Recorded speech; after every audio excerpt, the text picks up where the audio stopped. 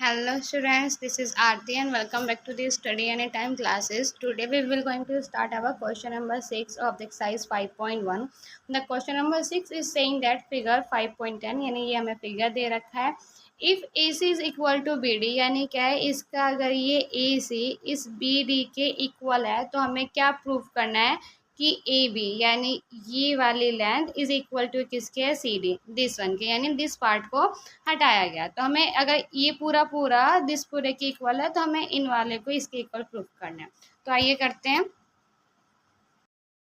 सो देखिए हमें क्या, ये लाइन की वन थी. अब हमें क्या बोला इसमें कि ए सी यानी ये वाली चीज हमारे इस बी डी के इक्वल है. ठीक है, और हमें प्रूफ क्या करना है, ए बी यानी दिस पार्ट इस पार्ट के इक्वल है. यानी कि अब देखो, अब अगर देखो इन दोनों में बी सी कॉमन है, अगर ये वाले ले ए सी और बी डी, और अगर इनमें बोले तो इन दोनों में बी सी हटाया गया. तो इसलिए अगर हमें प्रूफ करना है तो प्रूफ के लिए हम क्या कर देंगे, सोल्यूशन हम क्या लेंगे, गिवन क्या है हमें.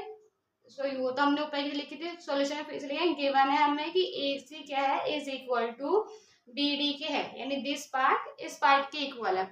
अब इन दोनों में देखो, अगर आप देखोगे तो बी सी ही हट रहा है, तो हम ये सब्ट्रैक्ट कर दें. तो अगर हम कर दें subtract B C from both side, अगर दोनों साइड से अगर हम बी सी को सब्ट्रैक्ट कर देते हैं तो हमारे पास देखिए क्या बचेगा, यानी ए सी में से भी बी सी हटा दिया एंड हमने बी डी में से भी बी सी हटा दिया. ठीक है, अब देखो ये पूरा ए सी था हमारे पास, अगर इसमें से मैं बी सी इस पार्ट को हटा दूंगी तो यहाँ पे क्या बचा हमारे पास, ए बी. ठीक है, और यहाँ पे पूरे में हमारे पास बी डी था. अब इसमें से अगर मैं बी सी हटा दूंगी तब भी क्या बचा हमें हमारे पास, सी बी. ठीक है, सॉरी सी डी. अब हमने देखो इन दोनों में सेम चीज हटाई तो A B is equal to C D, जो कि हमें प्रूफ करना था. तो ये क्या हो चुका हमारे पास, प्रूफ. बहुत इजी क्वेश्चन था, कुछ भी इतना वो नहीं था हमारे पास. चलते हैं हमारे नेक्स्ट क्वेश्चन पर. अब देखिए क्वेश्चन नंबर 7 हमें क्या कहता है कि why is axiom fifth in the list of the Euclid axiom consider a universal truth. यानी कि एक्सियोम नंबर जो 5 है हमारा यूक्लिड का, यूक्लिड एक्सियोम का, हम उसे यूनिवर्सल ट्रूथ क्यों कहते हैं, सॉरी, कि यानी उसे यूनिवर्सल ट्रूथ क्यों कहते हैं. अब आपको पता है जितने भी एक्सियोम्स है हमारे सारे यूनिवर्सल ट्रूथ हैं, बट हमसे इस बार एक्सियोम 5 के बारे में बोला है. Note that the question is not about the fifth postulate. अब आपको याद रखना है कि हमें फिफ्थ एक्सियोम के बारे में बोला है, फिफ्थ पोस्टुलेट के बारे में नहीं. तो हम एक्सियोम के बारे में बताएंगे. तो आगे करते हैं.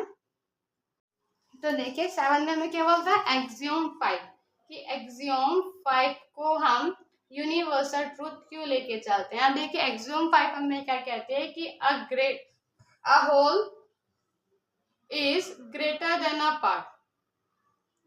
अब इसका मतलब क्या है वो तो हम इंट्रोडक्शन में करके आए थे पहले. ठीक है, फिर भी एक बार दोबारा कर लेते हैं. ग्रेटर देन अ पार्ट यानी इसका मतलब क्या है कि अगर किसी भी चीज को हम किसी भी कोई भी चीज लेके चले, ठीक है, अगर उसका अगर हम कंप्लीट की बात करें, अगर मान लिया सिंपल एक फील्ड है, इसके 4 पार्ट है. ठीक है, अगर इसका एक पार्ट को लेके चलेंगे, एक पार्ट ले लो, 2 ले लो या 3 पार्ट ले लो, ठीक है, लेकिन जो पूरी की वैल्यू होगी वो जो 1 या 2 की होगी हमेशा पूरा वाला उसके किसी पार्ट से ज्यादा ही रहेगा. ये तो आप सबको पता है. नॉर्मल सी अगर हम आपको चॉकलेट भी रहे आपके पास, मान लो 2 बच्चे हैं, 2 के पास 2 चॉकलेट है, ठीक है, कोई थर्ड किड आया, आपने करा, एक ने करा, आपने कुछ पार्ट उसे दे दिया, ठीक है, तब भी भाई, लेकिन जो आपके पास पूरी है और उसका कुछ पार्ट हैगा, तो अगर पूरी वाली को पूरा 2 है तो इंक्लूड तो 2 का ही रहेगा. ठीक है, और उसमें से आप कुछ पार्ट दे दो तो पार्ट तो हमेशा कम ही माना जाता है पूरी से. ठीक है, तो अब इसलिए क्या है, इसको यूनिवर्सल ट्रूथ, अब इन्होंने बोला इस चीज को यूनिवर्सल ट्रूथ क्यों बोलते हैं. तो भाई इसको यूनिवर्सल ट्रूथ क्यों बोलते हैं, तो हम लिखेंगे the axiom 5 is an universal truth